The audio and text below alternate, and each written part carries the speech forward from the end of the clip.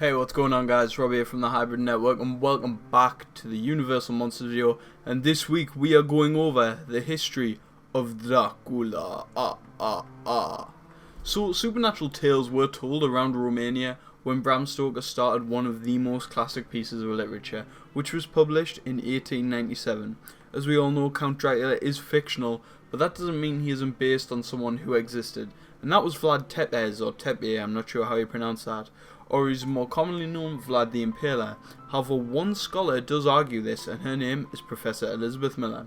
Her argument is that Bram Stoker kept notes of his references, and none of them mentioned Vlad the Impaler, which suggests that he wasn't the inspiration for the character.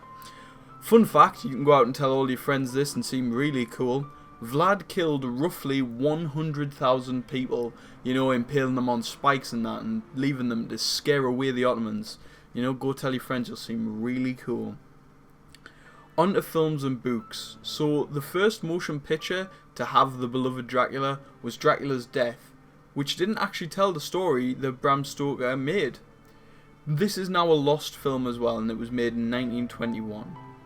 Something which many people forget is the ship that features in Bram Stoker's Dracula, and this is the Demeter.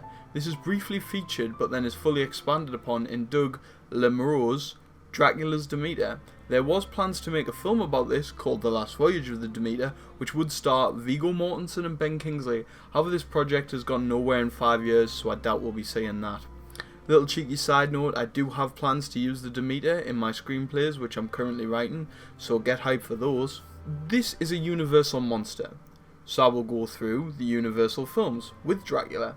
There's Dracula 1931 with Bela Lugosi, Dracula's Daughter in 1936, Son of Dracula in 1943, House of Dracula in 1945, Dracula in 1979, he's appeared in House of Frankenstein in 1944, and Abbott and Costello Meet Frankenstein in 1948. Andy Warhol directed a Dracula film called Batman Dracula in 1964, and this was shown in art exhibits. Scenes of it can still be found today. Obviously, Universal's most recent adaptation of Dracula was Dracula Untold in 2014, which is best we don't talk about that because it's very divided between fans. Now, if I was to go through everything that Dracula appeared in or was referenced in, I'd be here all year, so I'm just going to mention three. And this is The Munsters, where he has a Brooklyn accent, Monster Squad, which is iconic, and then obviously Bram Stoker's Dracula, which is a really okay film. It's not that good.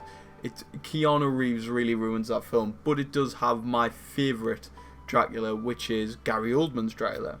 What's your favourite film or show which Dracula has appeared in? Leave that down in the comments below. I've been Rob from the Hybrid Network. Please like, subscribe, press the alert button. Goodbye.